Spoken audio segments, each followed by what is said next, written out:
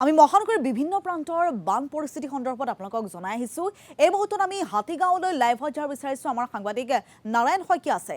নাৰায়ণ, যিহেতু এজাক বৰষুণতে জলমগ্ন হয় হাতীগাঁও, গতিকে আজিৰ দিনটোত এই মুহূৰ্তত কি পৰিস্থিতি আপুনি দেখিছে?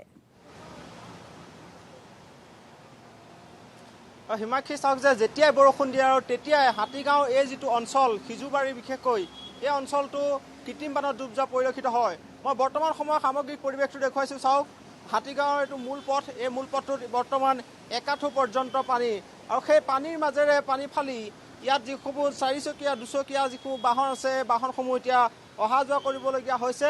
আৰু যিসকল কণ কণ শিশু আছে তেখেতলোকক মাক বাপেকে কোলাত লৈ যাবলগীয়া এটা পৰিস্থিতিৰ সৃষ্টি হৈছে।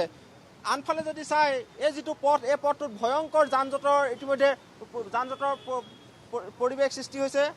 বৃহৎ যান জঁট, দীঘলীয়া এক শাৰী ইতিমধ্যে দেখিবলৈ পোৱা গৈছে। সেই বাহনসমূহ আচলতে এইফালে পাৰ হৈ যোৱা যথেষ্ট অসুবিধা হৈছে, যাৰ বাবে এইটো এটা দীঘলীয়া শাৰী ইতিমধ্যে ইয়াত দেখিবলৈ পোৱা গৈছে।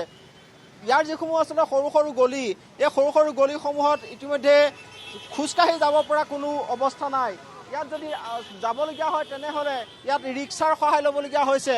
আৰু এই যিটো পথ মই দেখুৱাইছোঁ যে বিষ্ণুজ্যোতি পথ, এই বিষ্ণুজ্যোতি পথটোৰ দৃশ্য দেখুৱাইছোঁ।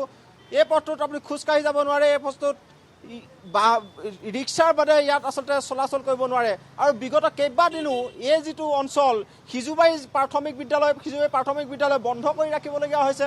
কালিৰ দিনটোতো আমি দেখুৱাইছিলোঁ, কালিৰ দিনটোত বিদ্যালয়খন খুলিব পৰা নাছিলে, আজিৰ দিনটোতো খুলিব পৰা নাই। সিজুবাৰী প্ৰাথমিক বিদ্যালয়খনৰ ভিতৰত শ্ৰেণীকোঠাৰ ভিতৰতো পানী, তাত আৰু কেইদিনলৈ এই বিদ্যালয়খন আচলতে বন্ধ হৈ থাকে তাৰ কোনো নিশ্চয়তা নাই।